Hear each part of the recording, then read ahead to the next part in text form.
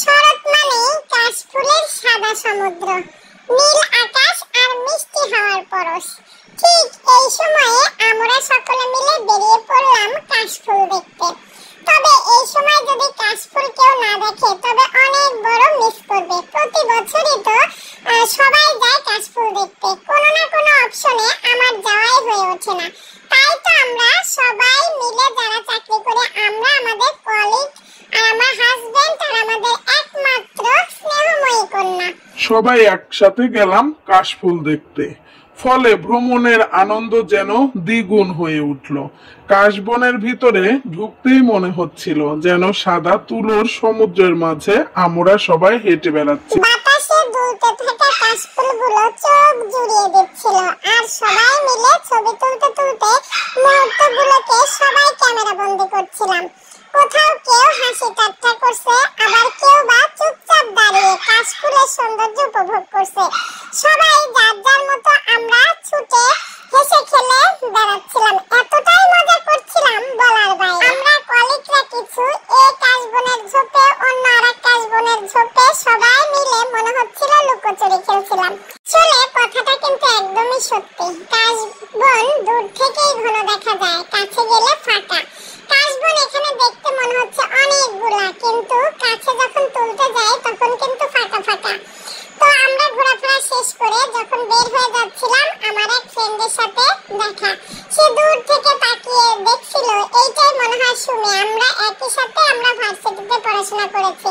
তো যাই হোক, আমার এই ফ্রেন্ডের সাথে অনেক বছর পর দেখা হয়ে গেল। তো তার সাথে কিছুটা সময় কাটিয়ে আমরা বের হয়ে আসছিলাম। আমরা কাশবনের ভেতর থেকে এবার চলে আসলাম দিয়াবাড়ি লেকের উপর। তবে যারা যারা কাশবনে যান অবশ্যই কিন্তু দিয়াবাড়ি এই লেকটার উপরেও ঘুরবেন। এখানে এত পরিমাণ বাতাস, প্রচুর ছিল বাতাস, এত ঠান্ডা আবহাওয়া, আর লেকের উপর দাঁড়ালেই যেন মন ঠান্ডা হয়ে যায় শীতল বাতাসে। তো যাই হোক, লেকের উপর দাঁড়িয়ে আমি এখানে উপভোগ করছিলাম নিচে নৌকা, স্পিডবোট থেকে শুরু করে অনেক কিছু ওখানে দেখা যাচ্ছিল। নিচে ছোট্ট একটা বাচ্চাদের নাগরদোলা থেকে শুরু করে সবগুলো রাইডস ওখানে আছে। সবকিছু মিলে যেন খুব সুন্দর। আমার মেয়েটার ভীষণ মন খারাপ ছিল, কারণ সে নৌকাতে উঠবে। তো যাই হোক, আমরা এখন নৌকার ঘাটে চলে আসলাম। এখানে কিন্তু সিরিয়াল অনেকগুলা নৌকা, তার মধ্যে থেকেও আমরা আর কি অনেক কষ্ট করে সিরিয়ালে দাঁড় হয়ে তারপরে অবশেষে নৌকা পেলাম।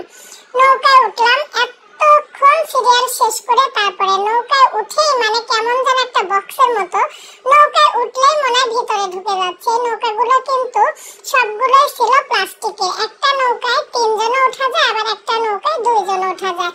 তো আমরা কিছু কলিগ মিলে আর আমরা আর একটা নৌকায় সবাই মিলে এভাবে উঠলাম, এতটাই মজা করছিলাম। আর তখন তো সন্ধ্যা নেমে আসছে। সন্ধ্যার সময় এত সুন্দর মিষ্টি আবহাওয়া, মিষ্টি সন্ধ্যা স্নিগ্ধতায় এতটা ভালো লাগছিল, মনোরম পরিবেশ, এতটা মজা পাইছি। আর যারা দিয়াবনে যাবেন বা কাশফুল দেখবেন, এই নৌকায় যদি নাই ওঠেন তবে কিন্তু মানে বুঝতেই পারবেন না যে কি জিনিস আপনারা মিস করেছেন। নৌকায় উঠে দেখা যাচ্ছে মেট্রো রেল, কি সুন্দর একটা পরিবেশ।